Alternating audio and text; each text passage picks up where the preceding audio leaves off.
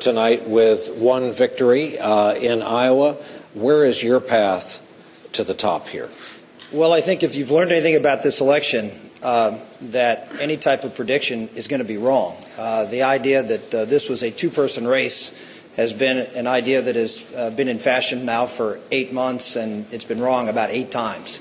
And so we're looking at this race trying to paint a positive vision for our country. You asked my path to victory.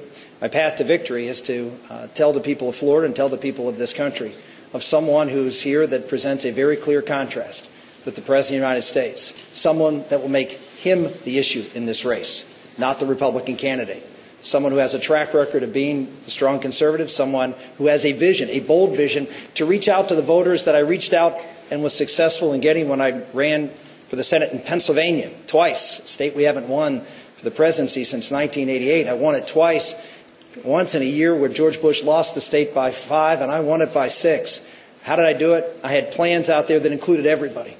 Plans like I have today, talking about manufacturing, talking about things that are touchstones with the Reagan Democrats that provided that 49-state win. We talked about faith, we talked about family, we talked about jobs, we talked about limited government. And that message was one that connected in a state, well, just like Florida, that's one of those key states that we're going to win. And that sets me apart, really, from anybody else on this stage as someone who's been victorious with a strong, principled, conservative message. And yet, Senator, you are former Senator Santorum, having lost your home state by 18 points. Yeah, well, if I was the only guy that lost an election that year, then in Pennsylvania, that would be maybe a big statement. But our gubernatorial candidate lost by more than I did. We lost 5 congressional seats, and it was an historic loss in our state house. It was a meltdown year. We lost 23 out of 33 senators. And probably unlike a lot of other candidates, when you're running an election year that you know you're running against a headwind, a lot of folks crouch down.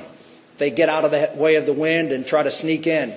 I stood tall, stood for what I believed in, talked about issues like the threat of Iran on the horizon, talked about the need to reform Social Security and Medicare, talked about the issues that, well, now we're all talking about today, as I did in a time when nobody wanted to hear that message.